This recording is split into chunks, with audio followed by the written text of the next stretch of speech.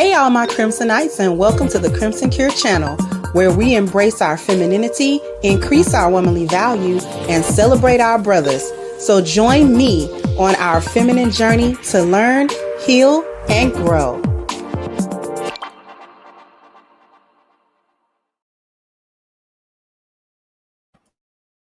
Hey there everybody, how we doing?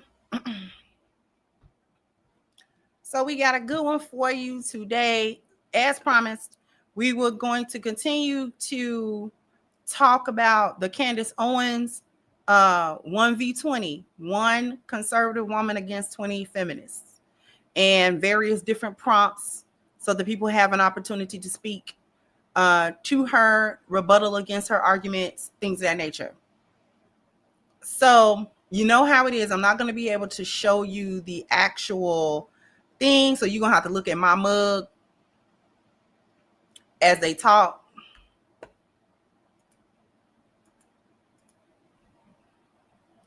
But y'all look at my mug every other day anyway.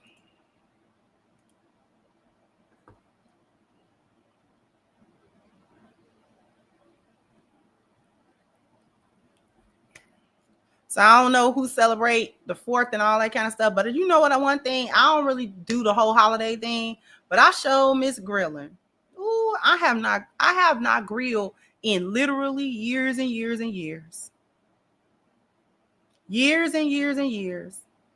I have not grilled, and I miss grilling. I miss having a space to grill. Because at this point, the places I've been living over the past few years have not had, I'm used to back porches. I grew up with back porches. And they have not had balcony, back porch, you know what I'm saying, or anything like that. It's been like condos and apartments and things of that nature. So I have not grilled in a very long time. And even the place that I had stayed in Chicago, the last place I stayed in Chicago, did not have a back porch or a balcony, but they did have like a picnic area. They had like a little picnic area, a little seating area. They even had like little grills out there. But of course, I'm not gonna grill on no public grill. That's crazy. I don't even have my little grill no more, y'all. Ooh, I miss my little grill. I used to have a little. I'm gonna buy another one too because I like them. The little tabletop grill, a Weber Smoky Joe. Oh, baby, bye. Don't let the little size fool you, especially if you get the big Smoky. That's 18 inches rather than 14. You can fit you some good stuff on there. You can fit you some good stuff on there. And I don't like propane grills.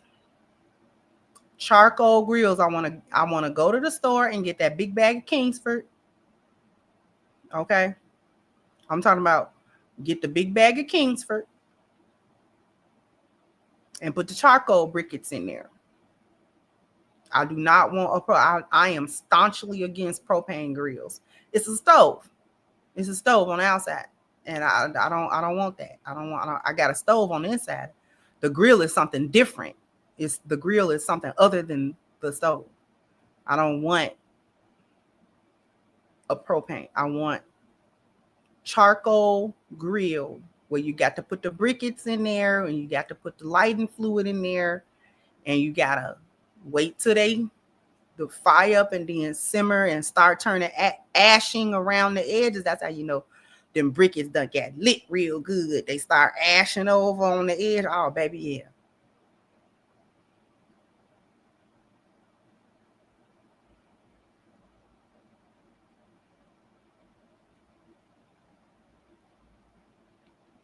Especially don't get that Kingsford to say it's mesquite. I'll bet the baby bye.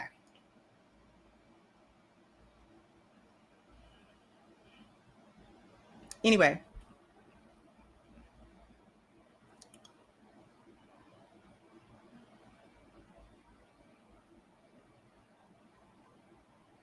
So we're going to go ahead and what we're going to do is take a look at, or listen to rather, the part of this video where Candace talks to Princella, the Queen Maker. So many of you should already be aware of who Candace is.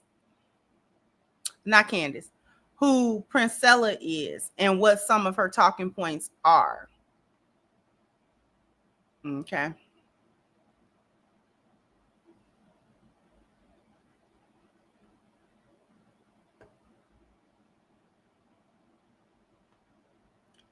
So, of course, we're going to have to listen, like I said.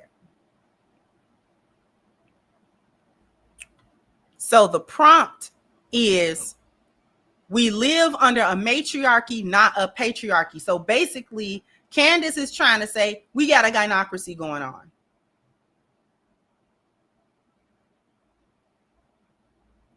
There's a gynocracy, not a patriarchy like we are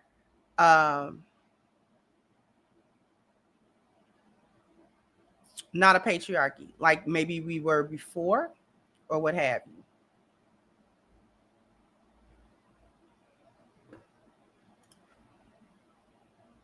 A patriarchy.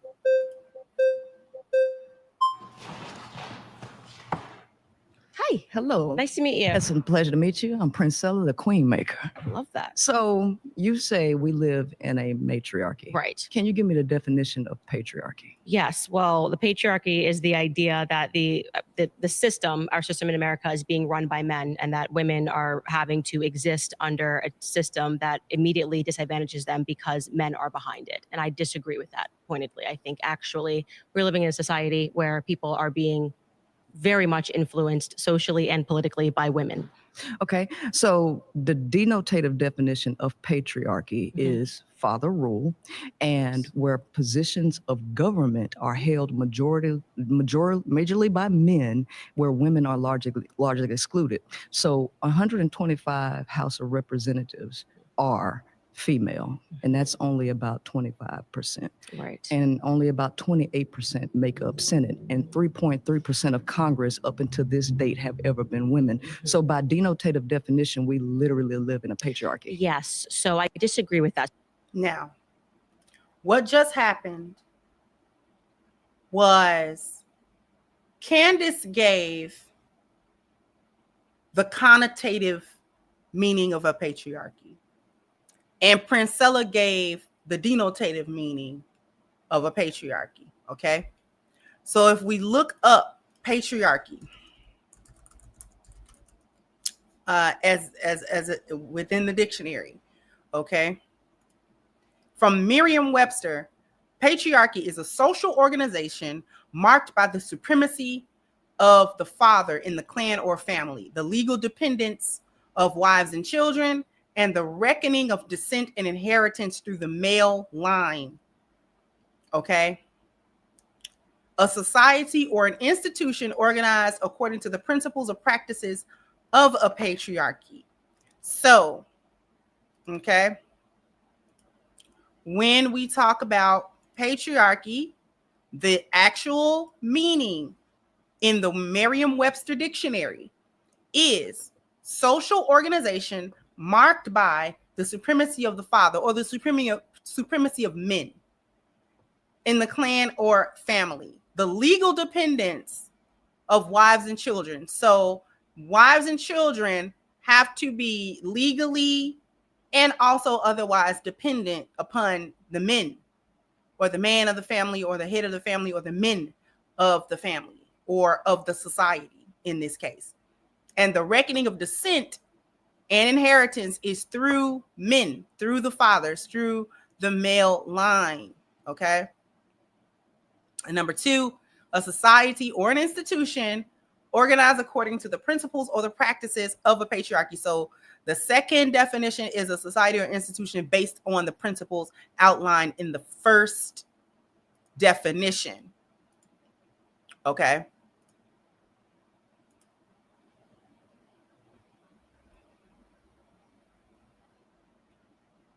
All right. So Candace gave the connotative definition. Candace gave basically what is a gynocracy. She gave the definition that feminists identify with. If you were to ask any run-of-the-mill feminist on the street, what is a patriarchy? They would say something similar to what Candace said. They would not say what the definition, the actual denotative meaning of a patriarchy, what Princella actually said, although both of them are correct. Candace's connotative meaning is correct. That is how modern day feminists think of the patriarchy. That is how they think of it. And Princella is also correct. So I'm already, just to let you know, I actually appreciate this segment. I would have liked more of the conversation between the two. Even though I disagree fundamentally with Princella's ideology on many things. So I would have aligned with Candace more on this argument, because we know that we live under a gynocracy. Okay? We live under a gynocracy. It may not be on paper. And that's where people can sort of play with it. We're not a gynocracy on paper. We're a gynocracy now in function. Okay? So what Princella's doing is telling you what it is on paper. She's not wrong about the percentages of women in the House and the Senate and Congress and things of that nature. Okay? They're attempting to do what I wish people would do when we have certain conversations, is lay ground rules. Okay? When we say certain words, when we use certain terminologies, when we are talking about certain concepts, I don't even think that we can have productive conversation without laying ground rules on what do we mean by that?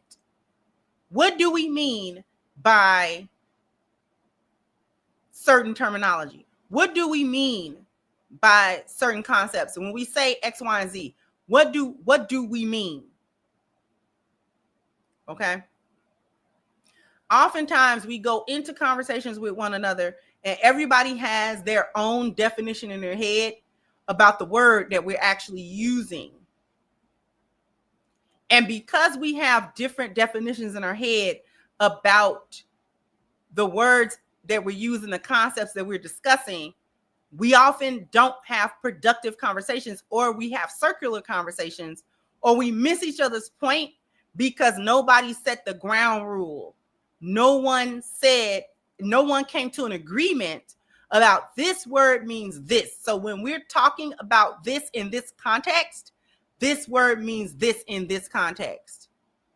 And I wish we did more of it, because we often have, we Black people specifically, we often have very emotional conversations. And when we have emotional conversations, a lot of times that leaves a lot to be desired in terms of coming to conclusions or coming to the correct conclusions or understanding each other's points. Okay.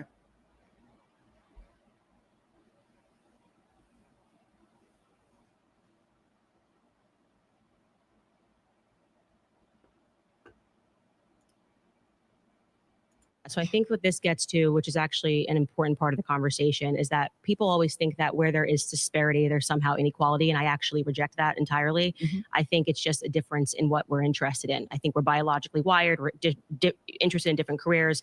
And just because if we looked in the fashion industry and said, oh, well, it's being dominated by women, it wouldn't mean that, okay, well, that means that the fashion industry is a matriarchy and men have no sense. It just means have no ability to communicate how they feel in the fashion industry. I literally think that those numbers show that we're just biologically different. So I actually think politically, women have shown that they have a lot more power than men have. And I'm talking about just in terms of political movements. The most recent I can think of is the Me Too movement, right? If a bunch of women get together and complain about a man and refer to the patriarchy and scream, generally speaking, let me know if you agree, the media will celebrate that. If a bunch of men got together and were shrieking and speaking about women, generally speaking, the media would call them all white supremacists and say that we had a misogyny problem and that things were really wrong in society. Women are allowed to be more vocal in general about problems than men are. Well, let me speak to that. When we're talking about government and media, these are two different things. Which technically she's correct. Government and media technically are two different things. However, what Candace is talking about is more to the heart of the matter. Okay? What Candace is talking about is more to the heart of the matter, because we are now more influenced by what, quote unquote, by women. And I'm saying quote unquote by women because I've kind of already spoken at length, so I'm not going to get too far into how feminism co-opted femininity and women's nature. It has weaponized it, but it is not truly representative of it. And so Candace makes a good point. When women get together and say, this is a problem here, this is a problem there, men are problematic, things of that nature, you know, Me Too, believe all women, all of that sort of thing. There was a push in media to support that. There was a push to support it. Even as the concept of Me Too transformed from its original intent to a more weaponized, harmful thing that was disproportionately harmful to men, especially men in more powerful positions, you know, CEOs, men who ran businesses, men who were wealthy, men who had some position.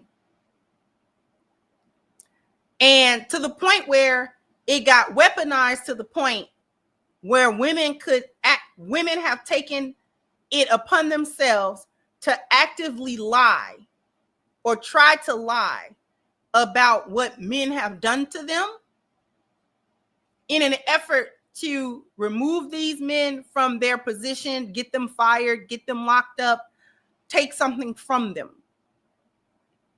Okay? So even seeing how it transformed into this super weaponized thing that women gravitated to and said, oh, you know, this is a way that we can hurt men. This is a way that we can get back at men and things of that nature.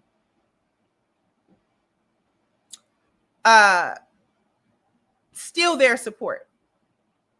Still you'll have people believe everything that a woman says without any investigation, without any thought to it and things of that nature, which of course I never support. Just believe anything that anybody says about somebody else, specifically just based on gender. You know what I'm saying? I don't support believing a woman about a man just because she's a woman. And I don't support it the other way either. Believing a man went through something just because he said. Everything has to have some type of investigation to it, where people can kind of make their own determination about what happened or whatever, right? You can't just, people give false testimony and false witness all the time against somebody they don't like, you know, or whatever the case may be. So I've never supported anything like that.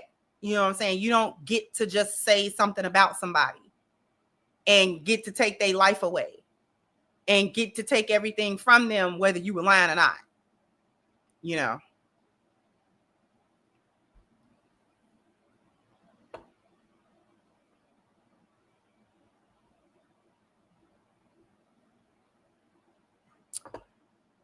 First of all, thank you for the contribution. Brooklyn Tall says, not trolling, but since matriarchy is empowered by patriarchy, isn't the latter who is in control ultimately? Yes. Yes. See, I think, and we're going to get back to it. First, thank you for that. We're going to get back to it. I think what interferes in a lot of our conversations as Black people between the men and the women is that men get caught up thinking that the women control matriarchy or gynocracy or feminism just because it supposedly it helps women. But Black men get caught up with the fact that men created it. Just because Black men didn't create it does not mean men did not create it and support it and have been upholding it the whole time. This is why I'll be talking about, and I make the connection between feminism and white supremacy and things of that nature, because who gave women that opportunity to do that? Who did that? Because I don't remember there being a war between men and women won. I don't remember that. That's usually how power is transferred. Normally, power is transferred by force of some sort. Economic force, physical force. Okay? And I don't remember there being a war where the women overpowered the men and said, from now on, we're going to do what the women want to do. That didn't happen. So there were certain powers, certain things let loose that would ultimately destroy society, family, nuclear family. It would weaken the social bonds. It would weaken the bonds between men and women. It would ultimately destroy the society is what's happening. It is a destabilizing agent. It's destabilizing. It destabilized.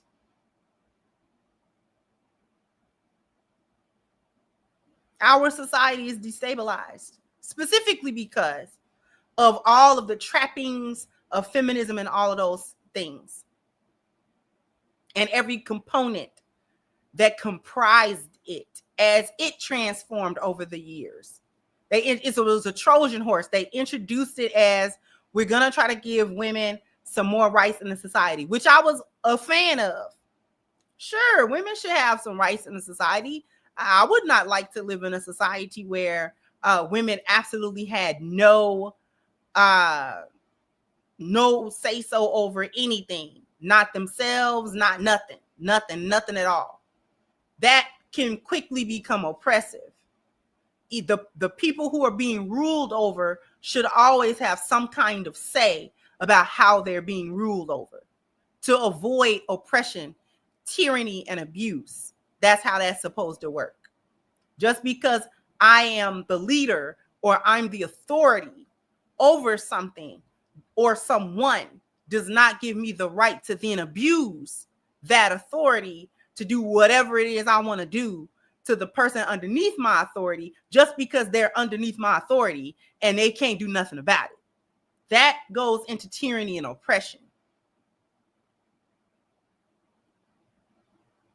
Just the same way parents are over their children. Parents rule over their children. The children have to do what the parents say, typically, idealistically, right? Generally, right? But we don't support abuse of children. We don't support that. We don't support beating kids unnecessarily, punishing them, crazy punishment, to starve them, just because they don't have the power to stop me from doing that to them. It's supposed to be a benevolent dictatorship, basically. Okay?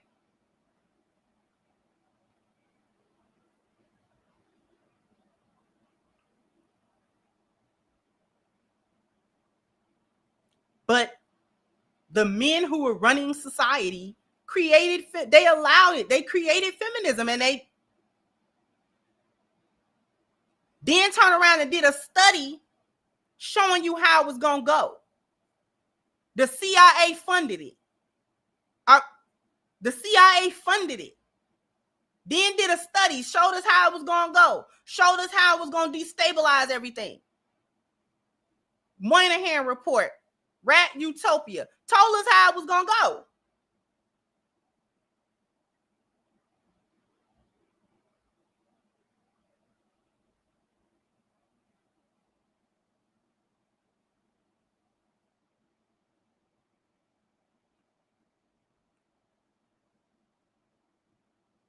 So technically, the government and the media are, quote unquote, two separate things, but actually they're one and the same.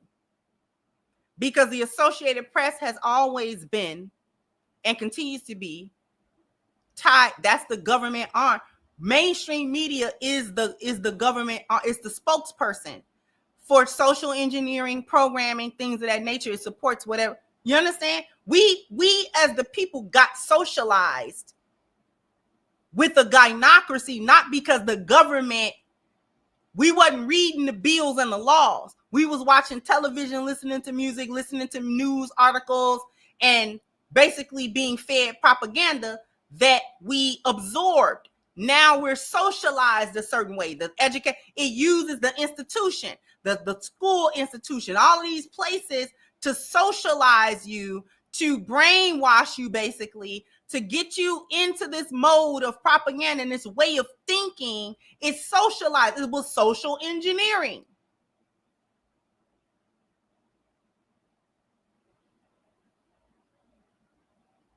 A whole program.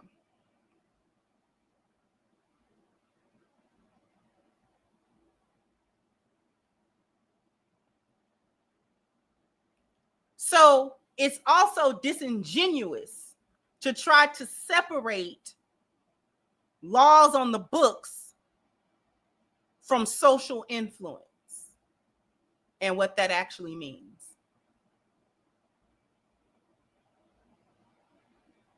I'm going to take a quick commercial break. Actually, I'm going to pause this for 2 seconds. Then I'll take a quick commercial break. Hold on for 1 second, y'all.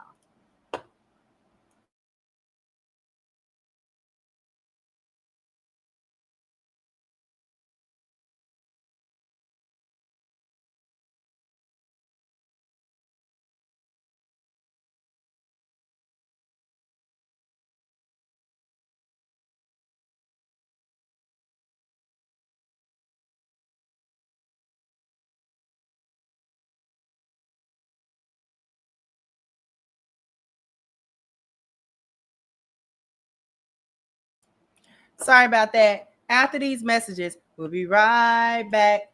Because I need everybody to go to ashkicking.com. Okay, if you're trying to keep your skin looking and feeling its absolute best, then you want to get the body butter that is on the screen right now. And the link is pinned to the top of the chat, ashkicking.com. If this is going to be your first order, please take advantage of the 10% discount using the promo code Crimson at checkout. Once again, the link is pinned to the top of the chat, ashkicking.com. Okay. Oh, you guys are bam, bam, bam, bam. You got to hit the like button. Bam, bam. You got to go ahead and hit the like button. Thank you, everyone, for your contribution. Thank you, my name's Happy 4th. Thank you so much, and happy 4th to you. Hope you're enjoying yourself.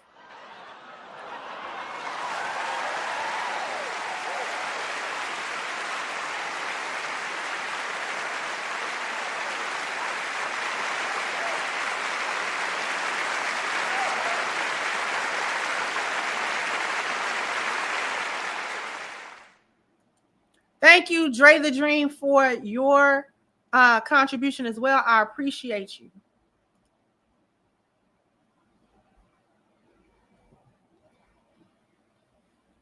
Okay. So we can't, the point here is that it's a bit disingenuous to separate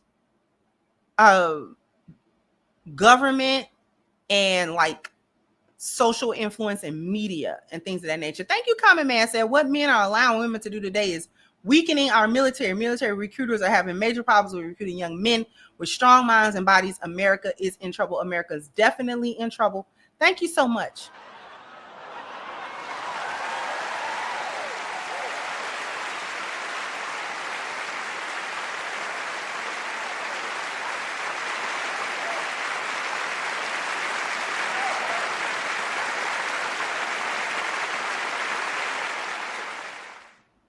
And this is large part what Common Man talked about is in large part why feminism is a destabilizing agent for communities, societies, entire countries, because the ripple effect is actually damaging in every level, on every level of the society. Women and even female energy, feminine energy, is not meant to be the dominant energy that runs things. It's not meant to be that way. It's an important energy. It's a beautiful energy when it is positively done and utilized. However, it is not meant. This is what Candace tries to talk about, being biologically wired a different way and things of that nature. Feminine energy generally just does not move that way. It doesn't move like masculine energy. And it doesn't do the same thing. When you put feminine energy in the same space as masculine energy, it doesn't even do the same thing. It doesn't operate the same. And so therefore, the expectation can't be the same. Feminine energy is chaotic. Now that can be actually rather beautiful, but it is not meant to be an energy that is followed because it lacks the structure. This is why I talk about chaos is not the opposite of like peace and stuff like that. Chaos is the opposite of order. Chaos can't be followed because it lacks order. It's beautiful. It can be beautiful to observe and to even take part in, but it lacks structure. So therefore, without that structure, certain things cannot be done. Systems cannot be created based in a whole energy that doesn't support structure. This is why masculine energy is used the way that it is used, and it nets the result that it usually nets, because masculine energy has that component of orderliness. Men try to bring order, whether they're good at it, not good at it, whether they're toxic, whether it's not healthy. It doesn't matter how it manifests. Men's energy tries to lend itself to some kind of order, even when they're chaotic. And which leads me to the other thing that Common Man was talking about when he talked about the military and the lack of basically the masculinity. Okay? Because this younger generation of men have been put in the position of being raised underneath feminine energy without structure,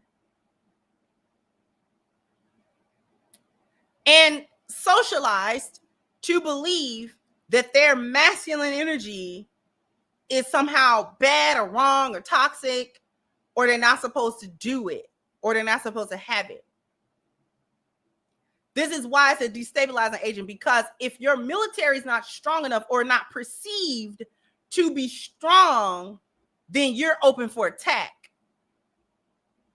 This is even though you may not agree with Trump or any other tactics that he's been using, because Trump is wilding, but his concept that he talked about was actually real. That was a real thing. When he started talking about, we look weak because it's too much. Basically, it's too much of this little mamby-pamby stuff going on, where the masculinity, the strength is not being displayed. And so therefore, when we look weak as a country, we start being a target. and people stop fearing repercussion of dealing with us a certain kind of way. When at one point, people didn't mess with America because the military was this and that. You know what I'm saying? It was strong and it's everywhere. Remember, we're the only country to ever drop a nuke on anybody. America's the only country to ever actually drop a nuke. 2.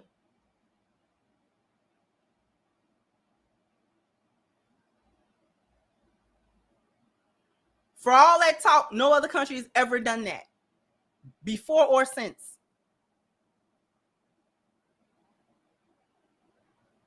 Okay? So we're going to get back to them. But just to wrap up the thought, okay? That's why feminism is so destructive. Because it takes everything out of its role. And it takes everything out of its position. And when things are out of their position, it don't function properly. If you take something apart and you put it back together, but you don't put the parts where they go, how is it supposed to work? It's not going to work.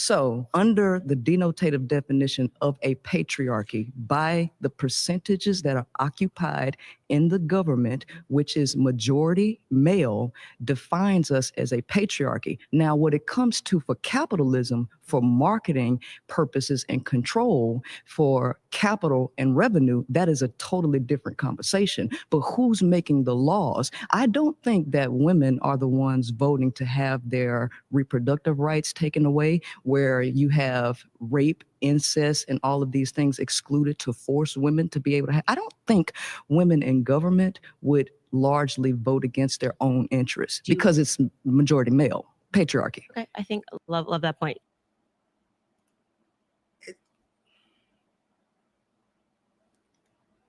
That argument is not a good one. Women wouldn't vote against their own interests. Women vote against their own interests all the time.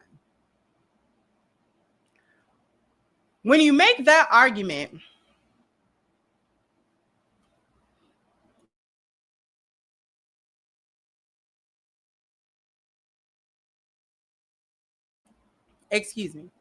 when you make that argument,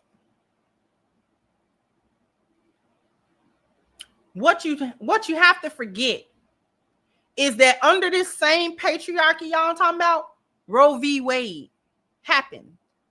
Under this patriarchy, where that y'all are claiming women's rights and reproductive rights are being taken away, it happened. How many women? There is a article about some white lady was talking about she lost count of how many baby deletions she did. Her womb, a whole graveyard. It's a crypt. Her womb is a sepulcher.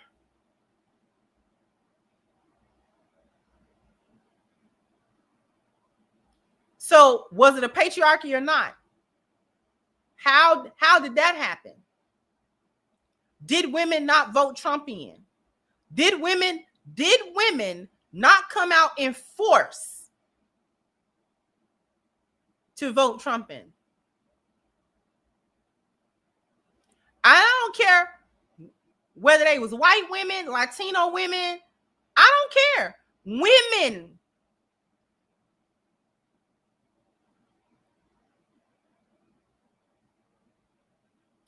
Kamala ran on the baby deletion thing, and women still did not.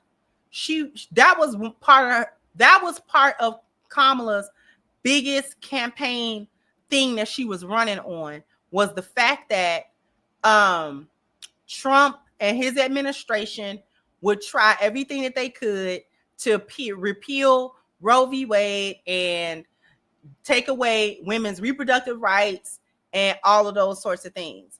She ran on that. She ran to the point where in those Democratic conventions, they had baby deletion buses out there, like Planned Parenthood buses, like where you could actually go get a deletion as they were speaking.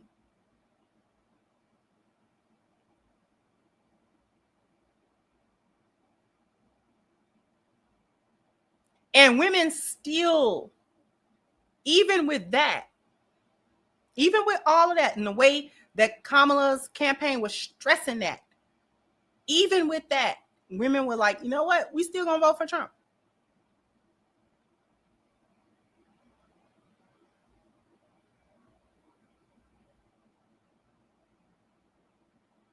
So women won't vote against their own. Yes, they will. Yes, they do. They're complaining about the baby deletion opportunity being gone, but they voted in a man who promised that he was going to do everything that he could to make that as scarce as possible.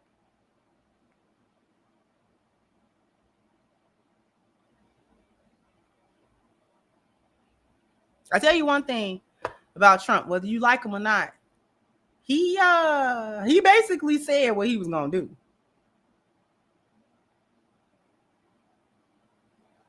I don't know why nobody acting surprised about this whole ICE situation and none of that. He said he was gonna get in there and get down, and he's doing it, whether you like that or not. Most people don't like it. Most people do not like how none of this is looking, and they don't like how none of it tastes. Yeah, he warned you. He said what he was gonna do.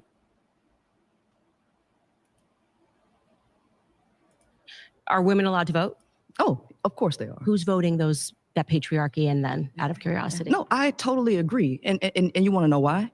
Because Yes, there are so many women who think like you. You submit to the idea of men ruling everything. And your ideology is spread across a lot of women who also falsely believe to vote against their own interests just to complain about it in the end. Earlier you said that, women would be much more happier working at home, but don't you agree that it's human nature to want things that you don't have? Mm-hmm. So during the 1950s, which is something that you constantly bring up, it wasn't until 1994 that it was illegal to beat your wife. And so what the fact check says she's referring to the 1994 Violence Against Women Act, which provides protections at the federal level for victims of DV, SA, and other crimes. So that is what Princella is referring to. In 94, it became illegal on the books, not just maybe morally wrong or culturally taboo or socially taboo, but on the books, popping a chick in her mouth is liable to get you some type of legal repercussion at that point.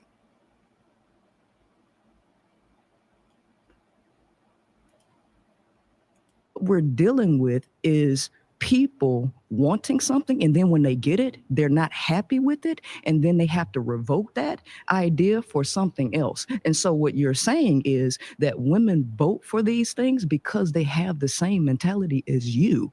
Okay. So you're acknowledging that women have the freedom to vote. Yes. And you're saying that women are still existing mentally, even with the freedom to vote. Correct. They are voting men in because we are still victims of... No, I don't believe in victimhood. I believe in lack of education and lack of knowledge, because one of the things that you also say... Do you think that it could just be that more men are running for positions of office? No, not necessarily. Because remember, the United States, the average reading comprehension of people in the United States is 6th grade.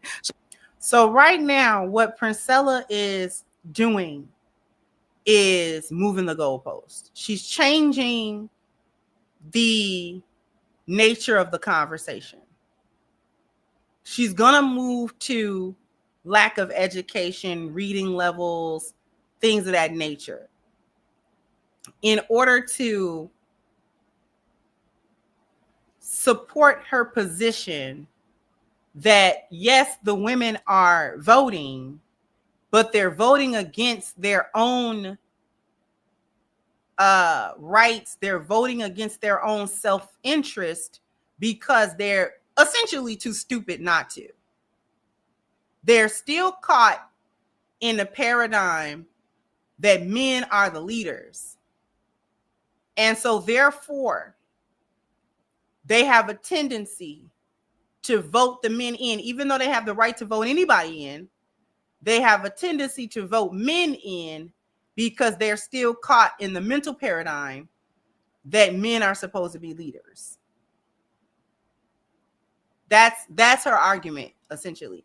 And so now she's going to try to move the argument over into the sphere of exploring education or the lack thereof, and basically saying people stupid. The people who are voting are kind of stupid.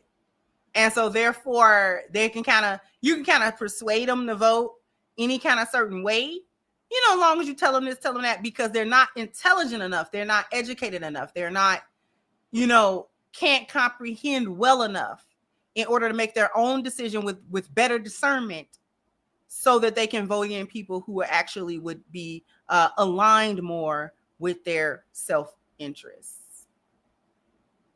But I thought women were educated. That's what the feminists tell us. Didn't feminism tell us that women were ahead of men because they were attending college more and graduating more?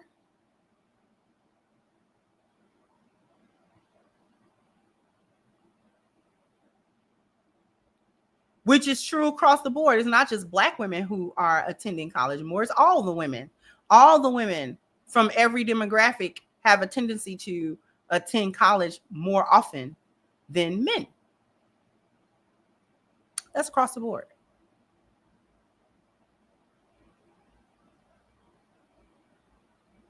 So now how are we not educated?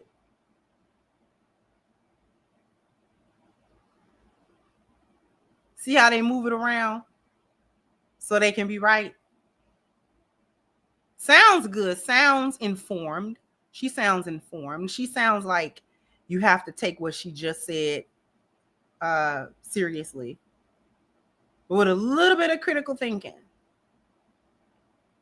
it doesn't really fly.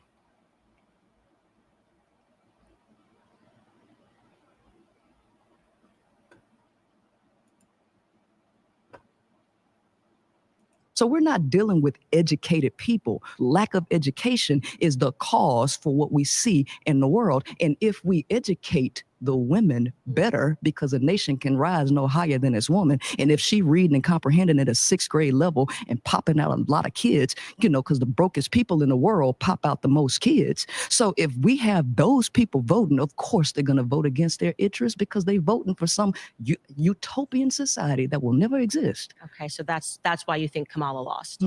This ain't even about Kamala. It's definitely about Kamala. It's definitely about Kamala. Princella didn't understand why Candace brought that up until she explains the concept behind it, which is what I just went over. Women had an opportunity to vote a woman in. Not the first time. When Hillary ran, women had an opportunity to vote a woman in.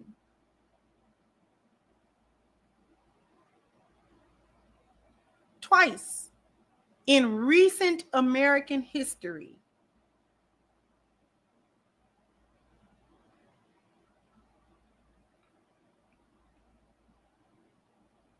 We're coming up on 10 years. Hillary ran in 2016. Kamala just ran. Both against Trump, by the way.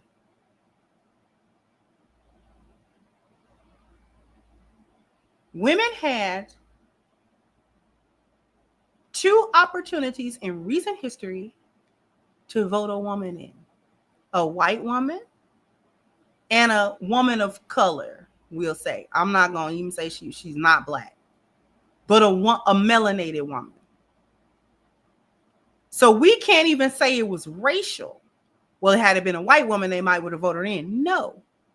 We had the whitest of white women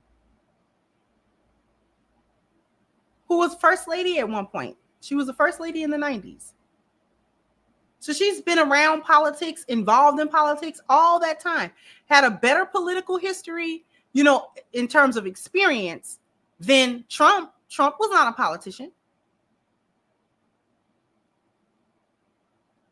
And women still did not vote her in. And when it came around again for a woman to be voted in, the women unanimously, pretty much, was like, no, not for the presidency. It was bad enough she was a vice president.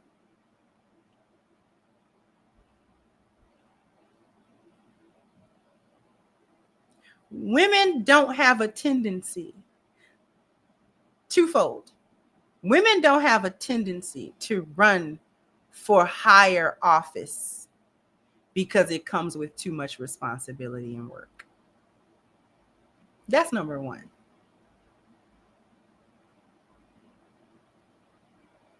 That's number one.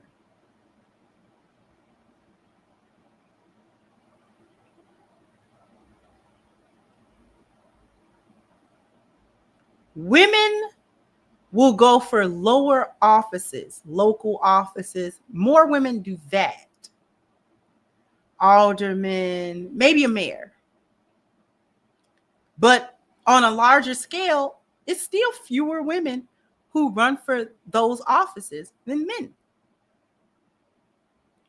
Because the lower tier offices, very local, you know, like I said, alderman, you know, the chairman of this or the chairman of that, is less responsibility and a bigger paycheck, i.e. Tiffany Henyard, i.e. all them city girl mayors that Pink Book Lesson be talking about. And okay, if there is a pretty nice payoff and not a whole lot of work. You know, they get to do the publicity thing. They get to get attention. They get to wear a nice suit. They get to sit somewhere and act like they're really saying something and get a paycheck and go home.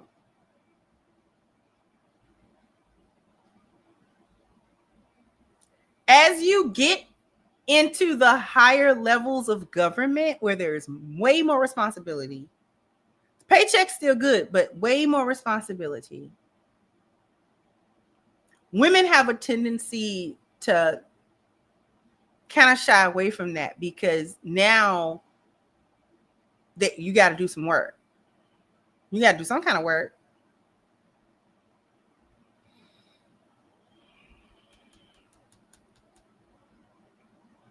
And if you're going to be in a position of lawmaker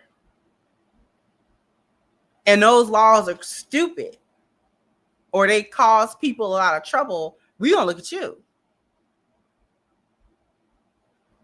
So you passed. So you voted yes on that? You? So women have a tendency to just not do that. If we can get the bigger paycheck and sort of mitigate how much work we got to do for it, we'll do that. Kamala seemed relieved that she lost that election. I'm not even going to hold you. She didn't want to do that. How gray-headed and old do presidents become? Just in the first 4 years.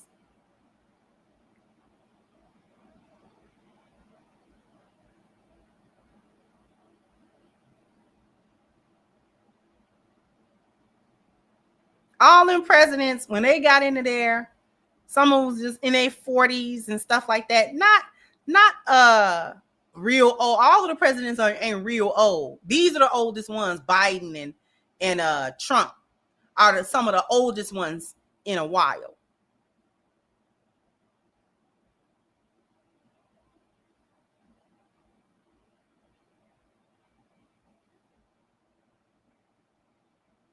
Kamala didn't want no part of that. She didn't even want to be vice president.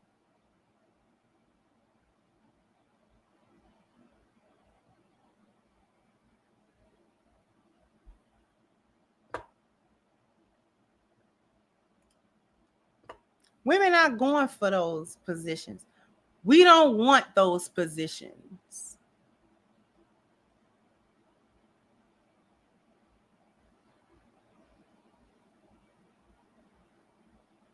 We want positions where we get to try to look like we being leaders, but we don't have to really do it. And then we can get some money and some attention and some recognition. That's what women want to do. And if not that, then something else that's social or something like that. That's why the wage gap argument is non-existent, because women don't typically do the jobs that make the most money. You're talking about women. No, but we had an opportunity. Yeah, go ahead. We had a male running and we had a female running. And we actually showed that Trump increased the amount of women who voted for him, right? So I'm Fact check says Trump increased the share of women who voted for him from 41% in 2016 to 45% in 2024. asking you, do you believe that the reason that happened was because women became less educated during that time? They've always been less educated. Did you know that UNESCO says that that 2/3 of the 7.7 million illiterate adults is women? Fact check says UNESCO found that 2/3 of adults who are unable to read are women. So what that's saying is, of the illiterate adults, 2/3 of them, 75% of those illiterate adults are women, which would then actually make that tracks, because boys raised by single mothers don't read very well, or children in general raised by the women don't read very well. Now, why would 66%? Okay, whatever. Why would you're right? Because it would be 3/4 would be 75%. Okay, why would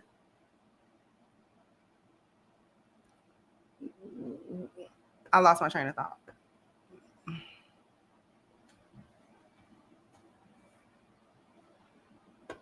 Oh yeah. Why would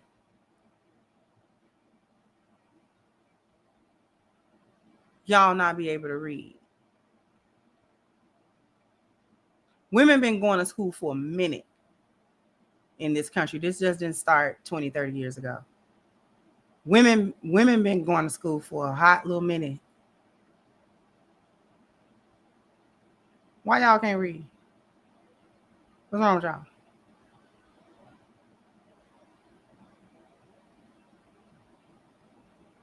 Nah.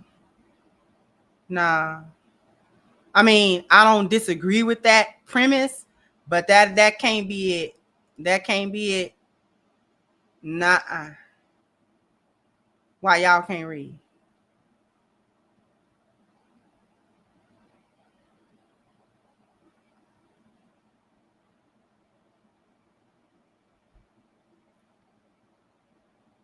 Something. The math ain't mathing.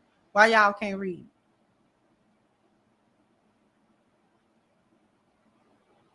No. That would assume every woman is beautiful. We know that's not true.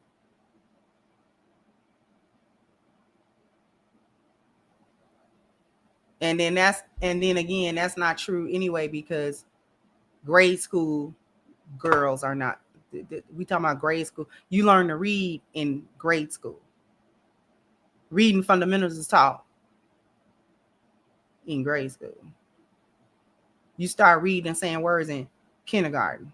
So based on looks, 5-year-old, don't think so.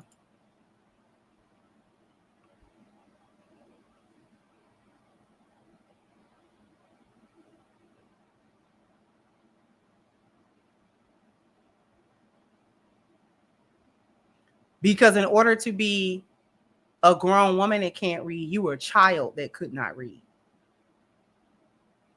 You don't lose the ability to read.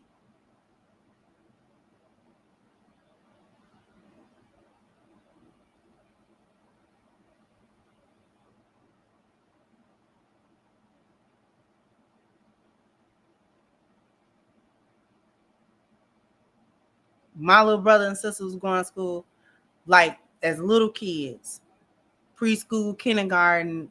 They got like 4 or 5, and I was like, wait a minute, can y'all read? Oh, that's not gonna fly. That's not gonna fly. My brother and sister not smart as we are, cause we smart in our household. You gonna read, and you not gonna have to do one of these numbers either.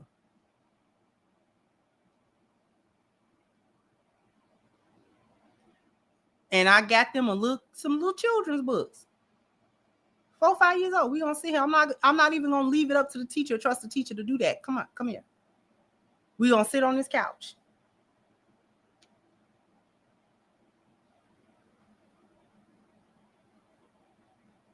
The THE, the little boy had a ball. Look at his ball. He liked to play. He wanted to play with his friends. Okay?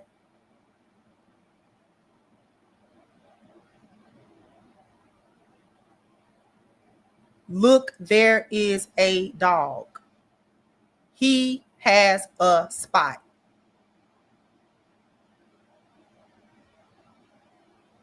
He liked to run.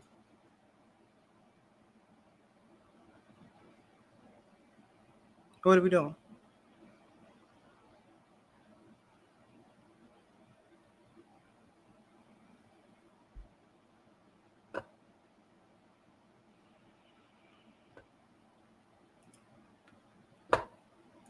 Illiterate, and we have 6th grade educated people voting, and guess the dominant population is white women. And so guess what, now you have to add a race element into that, which you already know exists, because we as Black folks, we ain't the dominant people voting people in. Okay, so now when we have to go into white supremacy and feminism, now you have to look at the mind of the people who actually have economic success and what they're voting for, because classism actually matters as well. So I'm sorry, but a lot of people vote based on their feelings and not based on policy. Pause, guys.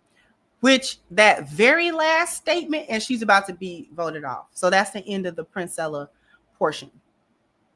The last statement actually was true. People do vote off their emotions and not off policy. They vote how they feel. But voting how you feel came into play once we got under a gynocracy.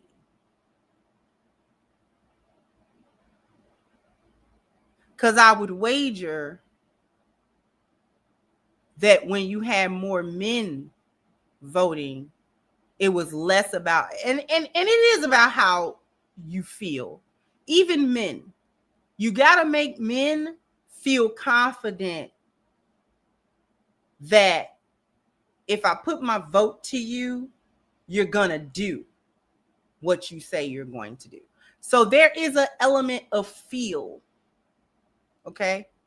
Even if we had 90% all men voting for other men, let's just say that, there would still be an element of feel. Yes, policies, yes, but now I gotta feel like you can actually do that. You talking. I hear you talking. I hear you talking. It sound good, but are you the person that's going to be able to implement this stuff? And now that's where feeling come in, because I don't think you going to stand on business. I'm sorry.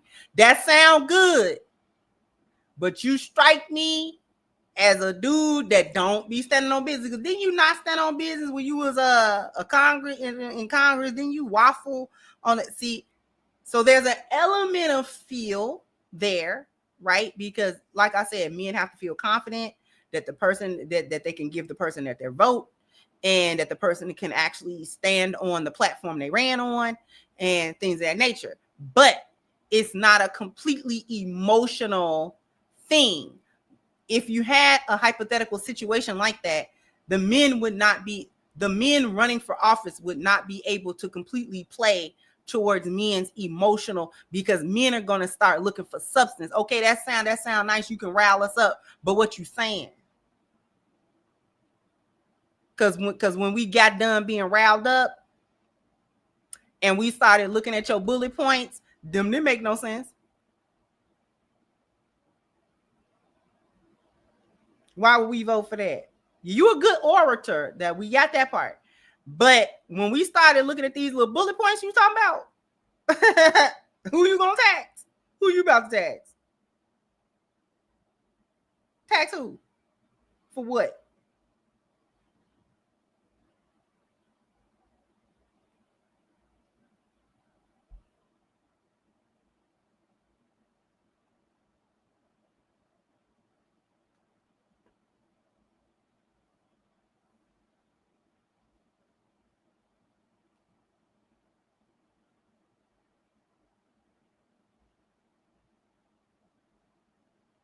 There's actually more here. The Princella part is over.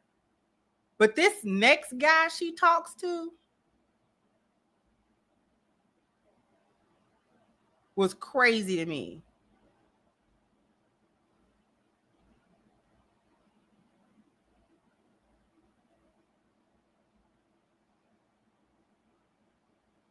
I want to go to this dude here, because there was a woman she was talking to that was ridiculous as well. But I'm gonna skip up. We're gonna go a little bit longer.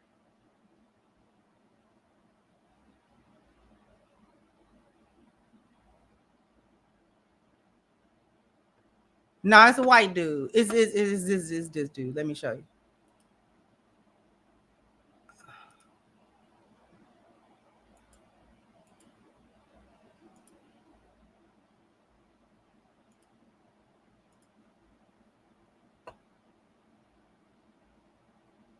Him. This is who's talking.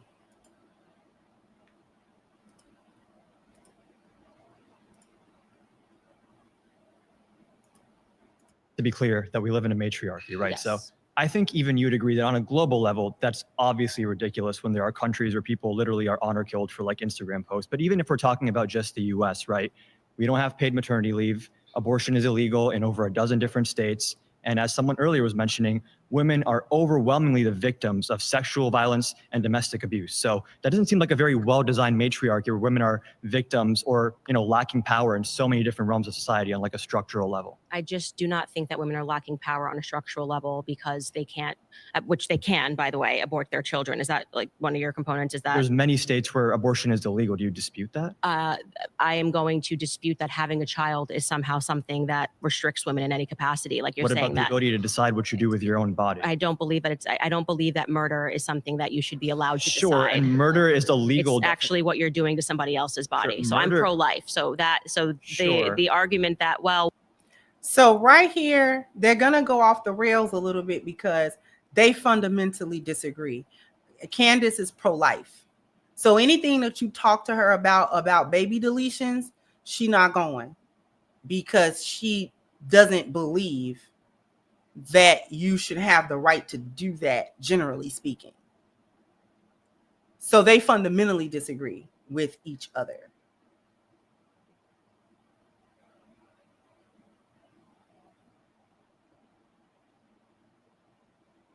Okay. the small percentage of circumstances that would make a deletion viable is very much in the minority.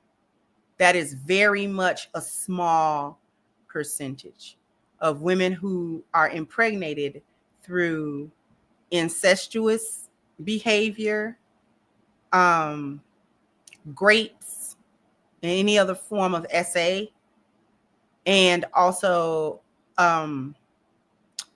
in my opinion, you can terminate a pregnancy, if that's going to bring danger to a mother's life. Her carrying and birthing that child is gonna be pretty much a death sentence. To bring a child into the world, especially if the quality of life of that child is not going to be nowhere close to normal, then she has a valid reason to go in for the medical procedure that would terminate a pregnancy. It's very small. Those are not the most common at all circumstances where we got to do this. Okay. There are women who go in for ectopic pregnancies and things of that nature, have to terminate that because that's going to kill her. It's not going to be viable anyway. So, and it's going to screw her. So there are very few instances where a procedure like that should definitely be done. It's not the majority. It's not even half.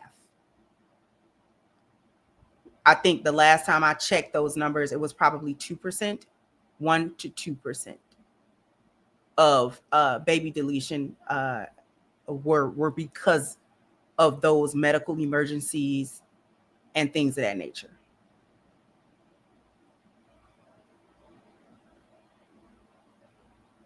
So they fundamentally disagree.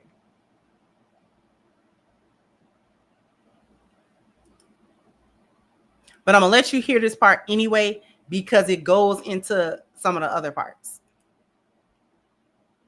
Women will only be free if they're able to, kill off their own offspring, to me is that's a really extremely off-colored well, I guess if you frame it that way, everyone kind of has to agree with you. But when we're talking about abortion, when 99% take place in the first few weeks, when there's no thalamus, there's no cortex, there's no capacity for consciousness in the fetus that's developing, saying that fetus that has no capacity to be conscious, aware, anything else, should have the same rights, same bodily autonomy as a woman, that is an obvious, you're making my point for me. That you're actually making a point that people who are, born with tremendous disabilities should just be killed because of cognitive functions and ability. I don't remember saying that. When did I say that? The best argument, which again, this is sidetracked. You're saying that let's get back on track. Kill people with disabilities. Well, I'm saying that if you're saying, I am saying that if you're saying that it's cognitive ability and at what stage you think. The ability to be conscious, and just so we're clear, disabled people are conscious. They're aware. Okay. Not all of them. Not all of them. The point that he missed that she just made was you can't argue the ability to terminate a pregnancy based on whether or not the fetus has reached a point of cognitive ability and awareness. Because if we're able to off people because they're not quite aware, what happens to people who become vegetables? What happens to people who are actually mentally disabled and they're not very aware of what's actually happening to them, and they don't have any really quality of life? They're breathing, but they can't think, can't make decisions. What do you do with them?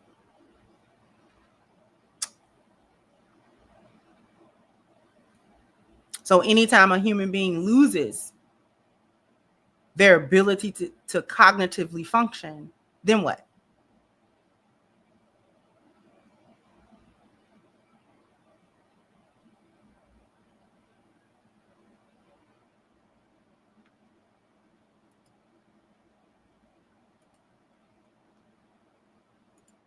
So the best argument that it is a life is the fact that you have to kill it. You have to have a procedure to kill it, right? So you have to intervene on the development. Like living you said, you human called cells it, in it, but you it's called not it conscious. a developing life. Sure. If you have to go into your body and murder it, then not it's disputing that murder. there's living human cells in a fetus. Again, so we It's not we can just tack that off because we just have a fundamental disagreement on Sure, whether or then not we a can child talk is a about life. paid maternity leave. People have been talking a lot about whether you have to be a mother, you have to work.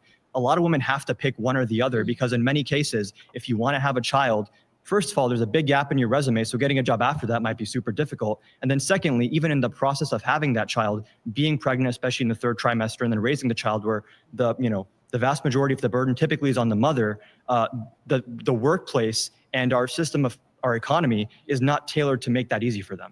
Exactly. But the positioning of that as a problem that society needs to solve is where it becomes a slippery slope and it is not sustainable. Because what he's saying is that the biological setup of women, being that we're the only ones that are biologically capable of carrying and birthing children, men are not capable of this feat, only women. And as such, the job market needs to conform to the fact that it is women that birth children. And somehow the birthing of children is a disadvantage for women in the work. Yeah, it's a disadvantage for women in the workplace because you get pregnant. Don't carry before you marry so that you can have some help. Because we don't live in one of those countries where women can get 1 or 2 years of maternity leave and she's able to sort of, whether she's married or not, she's able to sort of take that time without taking too much of a financial hit and being able to raise her children. We don't live there. We live in America. For good or bad.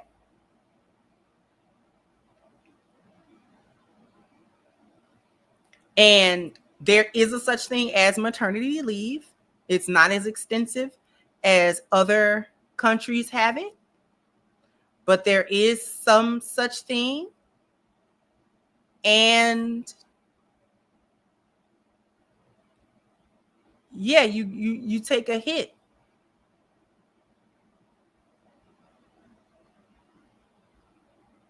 This is why you don't just willy-nilly get pregnant.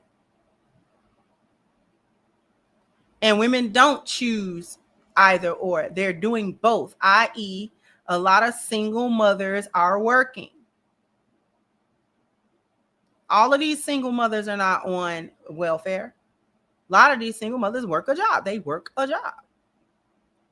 They can only be out for so long, which is why daycare take newborns. There are some daycares that take a newborn. It ain't but a couple months old, and they got to go back. Got to go back.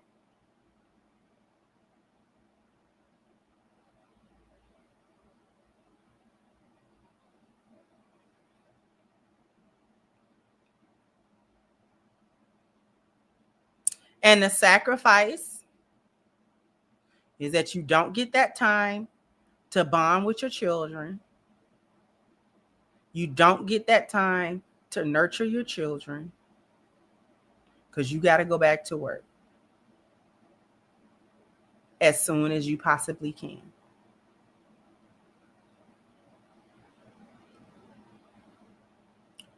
Many times, whether you're married or not, because a lot of times households in this day and age need 2 incomes. So you can't be out that long, even with a husband, because it's only so long he gonna be able to bear the financial burden alone.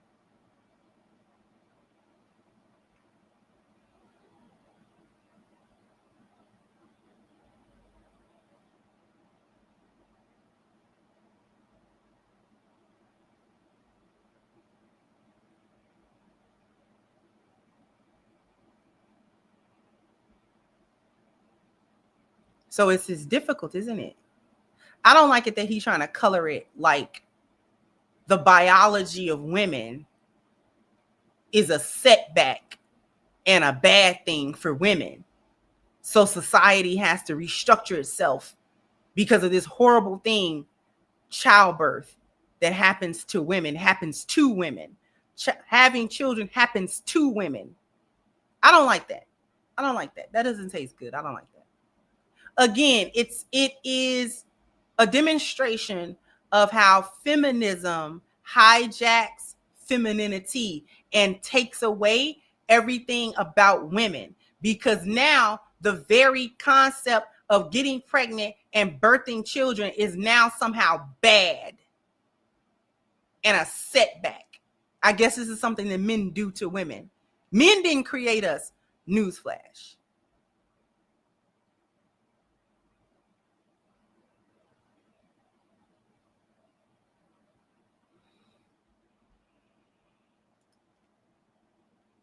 I actually totally agree with you. And this gets Paid into maternity leave, you this. agree? I don't know. Actually, I'm agreeing with you that this pressure that you're describing exists for women. And I'm saying that it exists for women because of the feminists that came before who argued for women to enter the workplace. So what you're saying is the solution didn't work and it actually produced more problems. And now we have more problems and we need more governance to be able to tackle these problems. So you're any like, system that's forcing women to make certain decisions, I just wouldn't call that feminism to begin with. Women should have the option to choose, do I want to be a stay-at-home mom? Do I want to work? Do I have some mix of both? Right. That's the entire point here. But you are also making an argument that if you are a woman who does run a business and does have employees, that they should be forced to pay them maternity leave. Sure, yeah. Okay, so let me That's like saying taxes are forced. Yeah, there's certain things the government does to regulate our economy to ensure equality and justice and better outcomes. Okay, yeah. But just so you know, when you do that, like to a small business like every owner, other developed country does. what you are arguing for is supporting big corporations and taking out the little guys, because I'm arguing for supporting people that want to be mothers and also work at the same time. What the part he's missing is that women do have that choice and exercise it every day. Women do have that. That's what Candace is saying. We already introduced that. Women want to choose whether they want to be stay-at-home moms or work. Okay.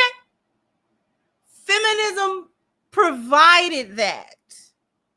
Feminism provided that. The ability for women to enter the workforce willingly. Yes?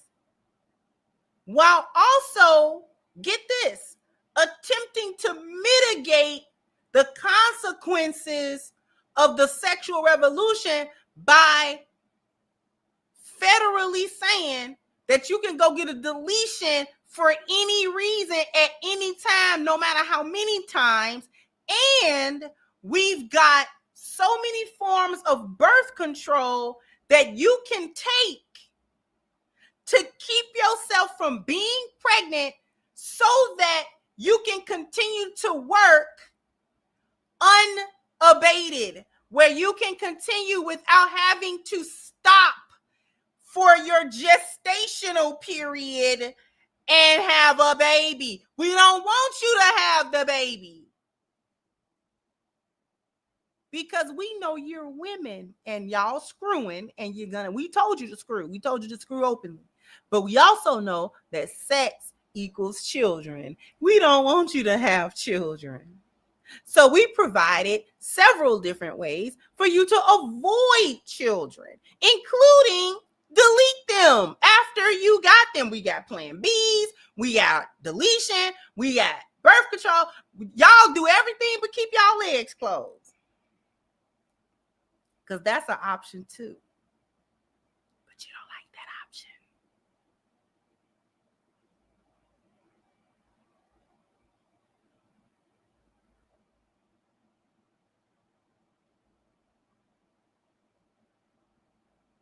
This country has done everything that it possibly can to stop y'all from having babies, and you won't stop doing it. They did everything they could. They gave you the right to go into a clinic on a outpatient for an outpatient procedure to get rid of that little crumb snatcher that's getting in the way of your career and your work and your school and your life. They gave you a way to get rid of that little nappy-headed long-headed baby, little ugly baby you finna have by that little ugly man you got.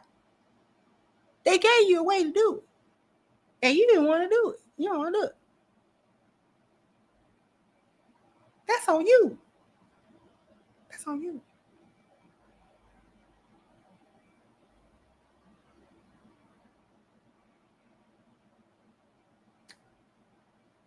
They gave you everything they could. They can give you a plan B. You could just swallow a pill. Is no worse than an aspirin. No worse than getting an aspirin. And you won't even take. Listen, this government done did everything. This government done did everything, but come to you and tell you literally, please stop this. They don't tell you to stop the sex because that helps ruin your mind, and that helps ruin your spiritual setup. It helps to make the divide between women and men. This might have to be a part 3 because she talked to another chick about the sexual part of that. That I definitely want to talk about.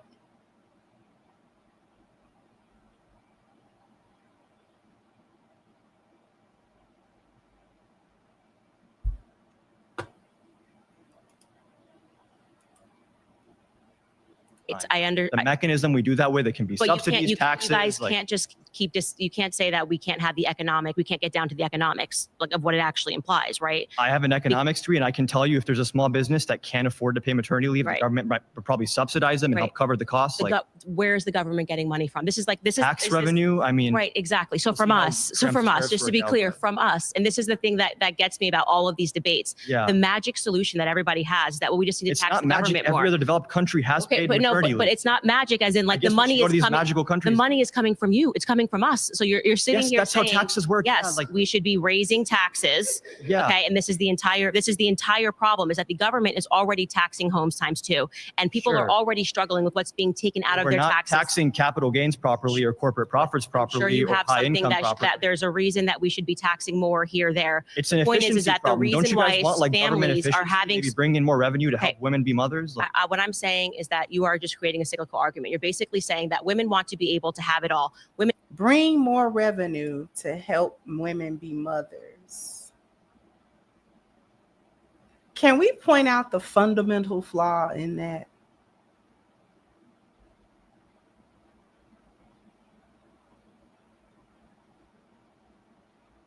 The subsidy to help women be moms is their husband's paycheck.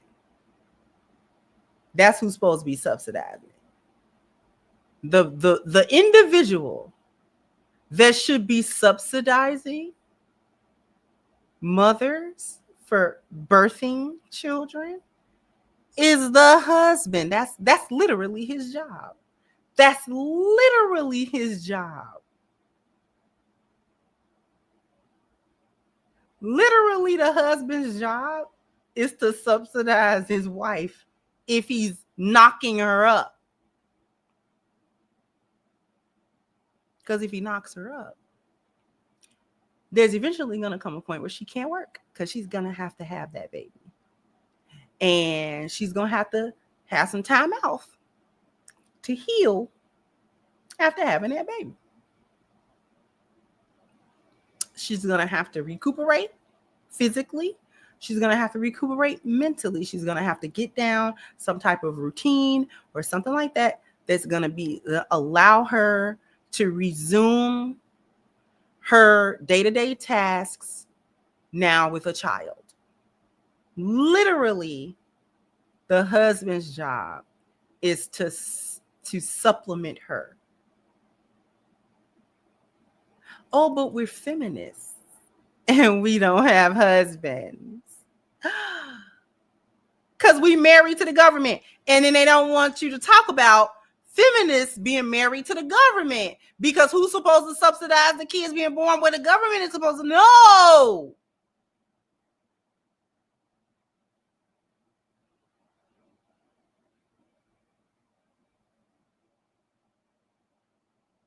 Because feminism told you to be a whore, and it told you to be a goofball, and distance yourself from men, and don't give men anything that men like that would actually persuade them to marry you.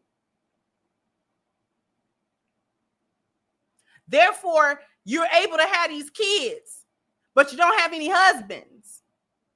So you don't have a man around you that's fathering these children, but that simultaneously believe that it is his job to support those very children that he's knocking you up with. When that's literally a husband's job.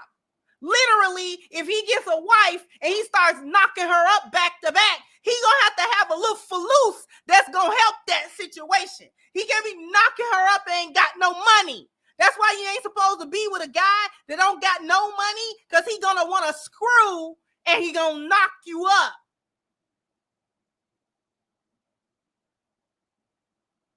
Because whether a man got money in his pocket or not, the thing in his pants work. And he gonna want to do something with that. I don't care if he broke or rich. I don't care if he working a 9 to 5. I don't care if he trying to be. I don't care what he doing. He could be going to the moon and back every day. Long as that thing in his pants work, he wants somebody to do something with it.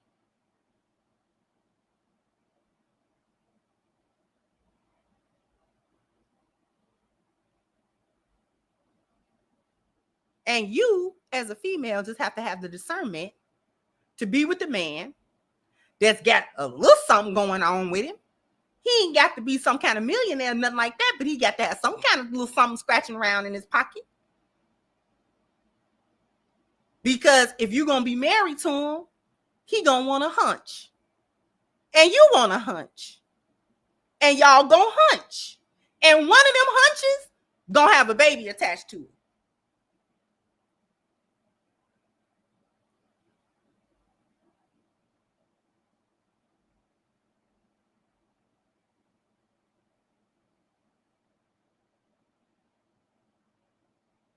And after one of them hunches, that got that baby attached to it, he gonna have to figure out something to do to pay for that baby that just came out that hunch. You're gonna have to pay for that. And this is why you do this with your husband. This is why you don't do this with a random guy that doesn't even like you or know you well enough, or doesn't view you as valuable in his life at all. Because he may or may not do anything for that child. He might feel a responsibility towards that child, or he may not. It's a crapshoot. It's a crapshoot at that point.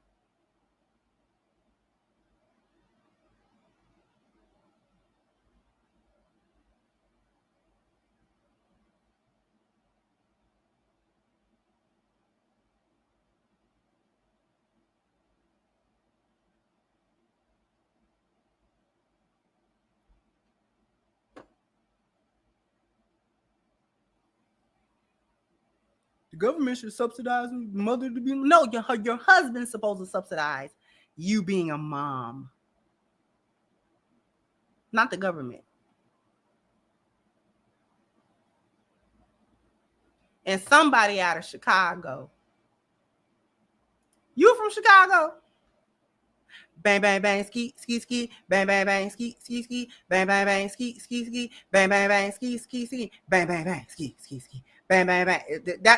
That's so Chicago right there. That is nothing but Chicago right there. You from Chicago?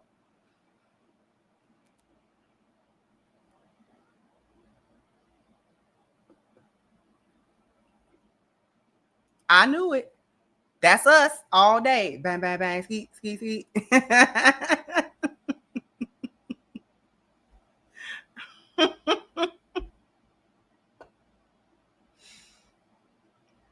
Right. That was the let me bang, bang, bang, bang. Let me bang, bang, bang. Ski, ski, ski. Oh, we used to get lit too. Hey, Uncle Rick, we used to get lit too. Don't put that on. We about to get lit. Do you understand? We about to have a whole dance off. a whole dance off right there. The works. We finna footwork. We finna footwork off of that. We finna footwork.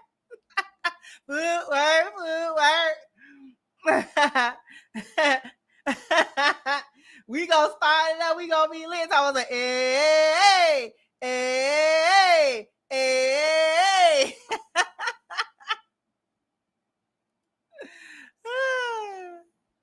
Women cannot have it all because the government choice to do what they'd like. Okay, but you're saying women should have the choice to have it all. Okay, so you're That's saying a really interesting way of putting like what you're. Do you have it all right now, where you're working and you're also a mother? Is that having it all? I'm saying that it's not possible for women to have it all. It is impossible. Okay, what do you have? And that's one of whatever the, that is what I would want other women to have as well, which is the flexibility right, so to work a job and also raise kids if they'd like. No, but that's exactly. You guys keep arguing that what people want is more flexibility. So you're acknowledging that right now, with feminism on fire, we are agreeing. Women are going into Feminism the workforce. Okay. Like I'm just kind of using a hyperbolic expression. Like feminism is everywhere.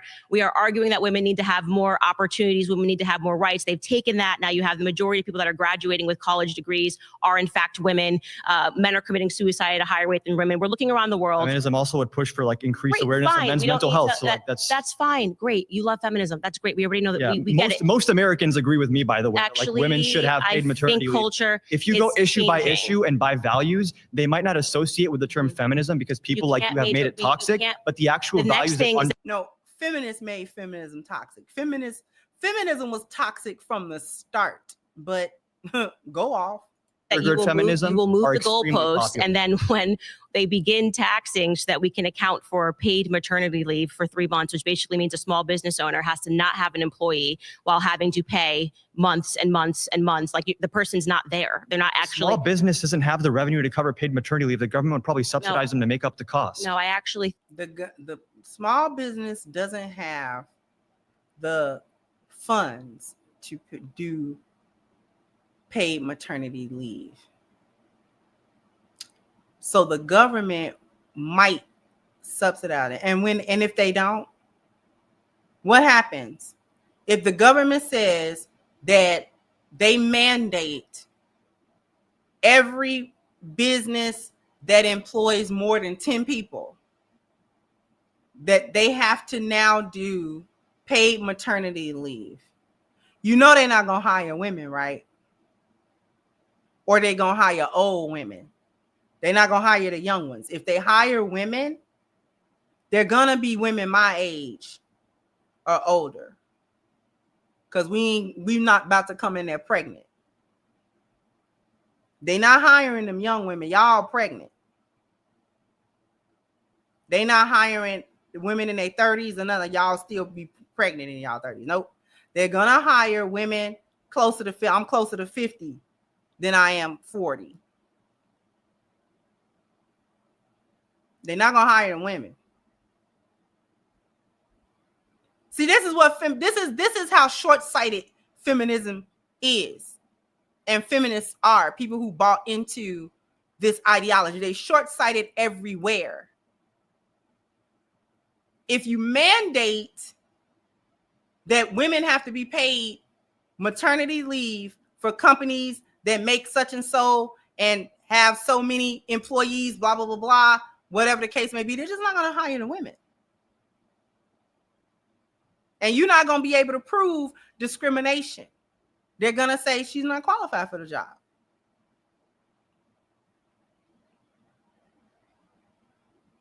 That's what they're going to say.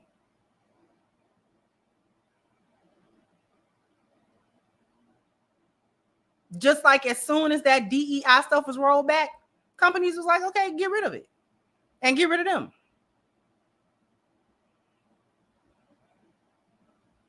They just, when Me Too and all that kind of stuff went real crazy, stopped going real crazy, jobs just stopped hiring women.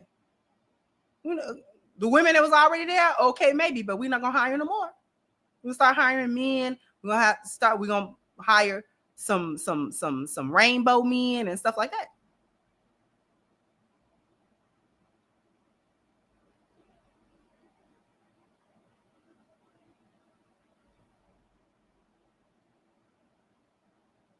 And then women gonna complain about that. We can't find them. They already laying you off Already laid off more than 106,000 women.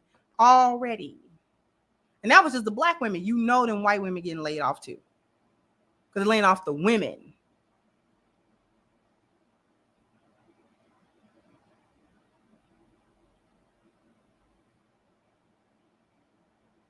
Men have a tendency to work harder. They work longer. They don't have a maternity leave. They don't have that.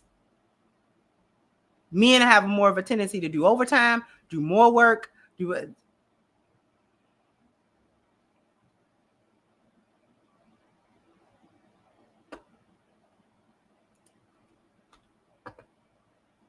Think that the way things were made more sense, where we had an environment where you could afford to take care of children with just one person bringing in income in the house. Is that possible in the current environment? You can obviously, when things are going to get way more expensive with these tariffs as well. Like, it's not going to be easy to afford anything in the coming years. Is it going to happen overnight? No, but I think we need to be realistic about the fact that the first thing didn't work, right? The entire argument, the first thing was women entering the workforce is going to make everybody happier and richer. That was the idea is that women having the choice to enter the workforce is better than them being forced to not do that. Okay. Yeah, but it still didn't work. See,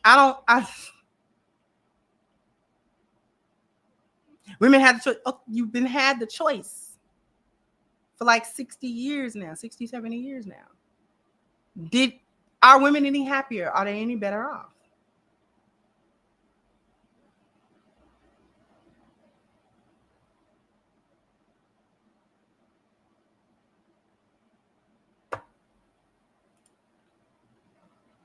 Okay. That's the argument. Okay, that actually is not the argument at all. The argument was that women would become, and I'm talking about what the feminists got ahead of, and this is why women like this imaginary Twitter feminist, but like right now you're talking to me, and that's not the argument. I'm not actually debating an imaginary Twitter feminist. I'm speaking to you, and I have no idea why you're becoming increasingly more rude when I'm just rebutting your points that you're. No, you're not responding to my point. I am responding to your point. I'm saying that you're creating a cyclical argument where you keep saying that the thing that you just did, that you said was going to be enough. What we actually need is for women to just enter the workforce. Oh, women are in the workforce, and actually not enough. I'm saying we don't have enough because we don't have paid maternity. And I'm telling you that you're also not going to have enough because you're going to then be complaining when you get that paid maternity leave. I'm not going to get maternity. Okay. Well, they are arguing for family paid leave, so that's even better. Yeah. Okay, so you might get. Do you think fathers should also be around to help raise children? I think who's going to work if everybody goes home every time a child is born? Not everyone's going to have a kid at the same time. Pause. All right. Everyone will have. I know it took us to the 2-hour mark already, but I needed to show you that argument. I needed y'all to hear that one. The way he was arguing like a woman,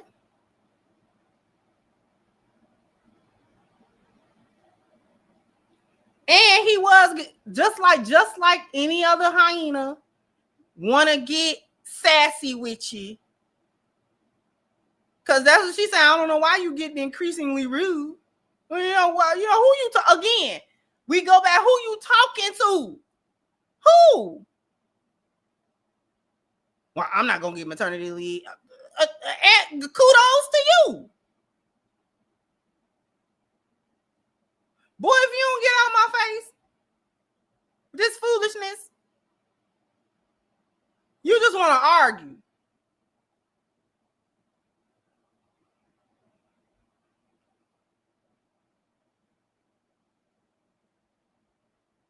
You getting hostile because your point don't make no sense.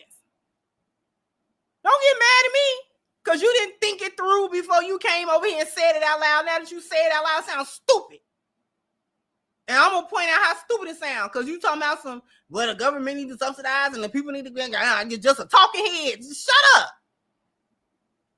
Now, when I poke holes in all the foolishness that you got going on, now you mad. Yeah, you mad. Well, I'm not going to get maternity leave. And she said, well, they are pushing for family maternity leave. I mean, well, what's wrong with that? I thought you said just a second ago, you ain't going to get no maternity leave because you don't need it. I thought that's what you just said. You just said that now 0.2 seconds ago. The thought still swirling around in your head. And then when I said you might get some family maternity leave, well, what's wrong with that? Boy, shut up. This is why I don't need to be on no type of show like that.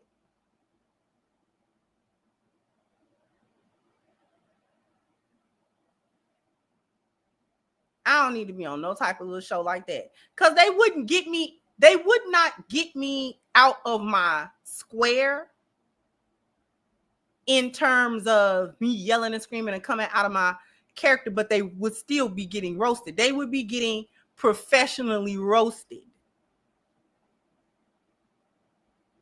They would be getting like professionally roasted. I'm gonna roast you a little bit because you up here stupid. You stupid. You stupid. So I definitely got to point that out.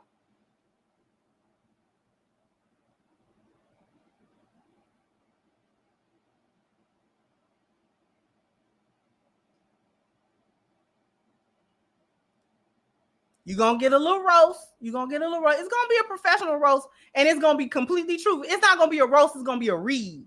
So that's different. I wouldn't roast them. I would read them real quick. Just a quick little excerpt. Just a little read. Boom, boom, boom, boom. Couple little points. Now we can get back to it. They would be mad. Because I definitely would have stopped at some point and was like, may I ask who you speaking to? Just so I can be clear. I'm talking to you. With that amount of bass in your voice? That's a lot of bass. I don't know. Just dial it down. Just dial it down.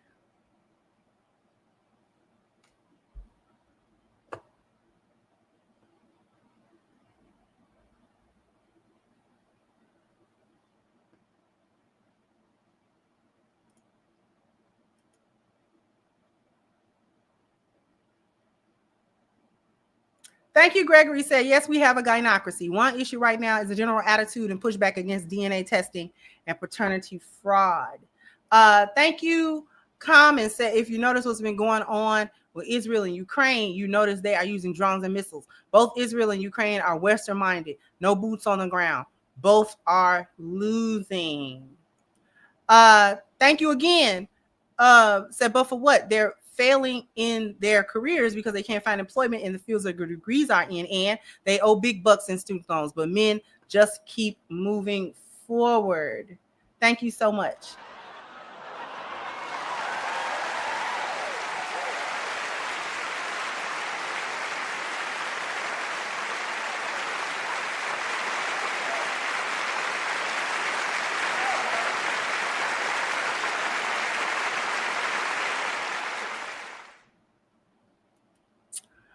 Thank you to Renzo. So does anyone question why those who supposedly mature faster make such life-damaging decisions over and over again, supposedly are the most educated, indoctrinated? Also, the math ain't mathing at all.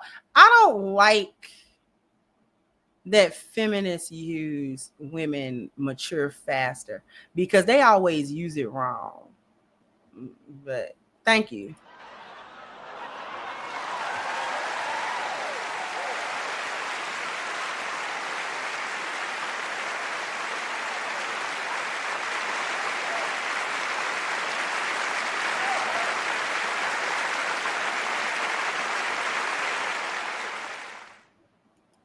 Thank you so much. Common Man said, because women are being trained and not educated, they don't know the difference in meanings. All they have to do is show up in class to graduate. It started in the 80s.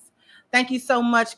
J10 said, it's called the fluidity approach. It's designed to switch from one position to another to fit the narrative that is presented. It's tied to survival instinct to avoid consequences when things go bad. Agreed.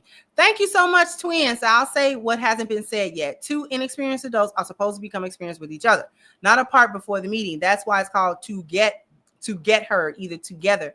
Both are together. Mental wealth as one. Thank you so much. I appreciate you as always.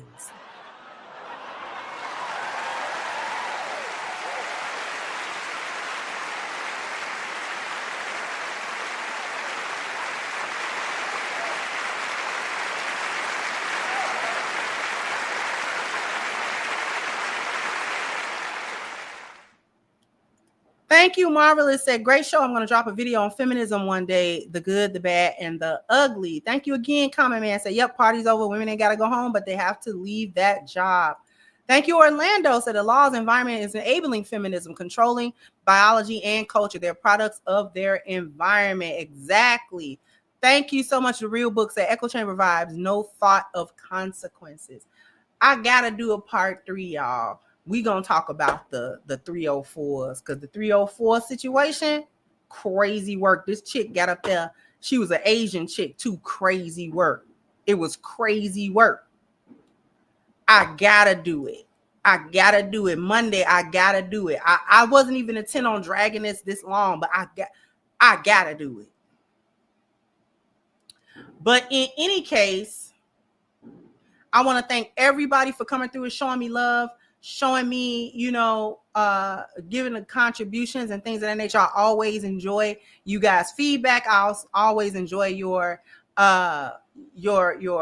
spending time with me, letting me rant and talk to y'all and all of that type of stuff. Thank you, Stephan. Said, Kendra, can you make the White Daddy contract a playlist? Please, the White Daddy contract. I don't know.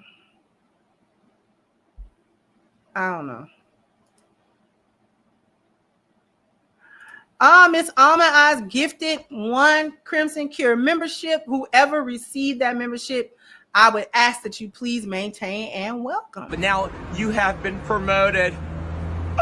You are now one of my elite employees. Thank you so very much. Before I go, make sure to go to crimsoncure.com and make a purchase for Reclaiming the Black Feminine. This ties into exactly everything that we've been talking about today and previously on this channel about feminism, the dangers of feminism, the doctrination, and how women can go about regaining their femininity by dispelling the myths of feminism. Okay. So once again, this is Reclaiming the Black Feminine, Lies of Feminism and the Road to Recovery. It's on sale now on crimsoncure.com. Thank you so much. Real Books gifted also 1 membership. Thank you. I appreciate you. But now you have been promoted. You are now one of my elite employees. Thank you so much, you guys. I appreciate you. Jump down in the comment section. Let me know what you think. Like, share, subscribe to the channel if you have not. Once again, I'm your hostess, The Crimson Cure, and this was my perspective. Bye-bye, Crimsonite.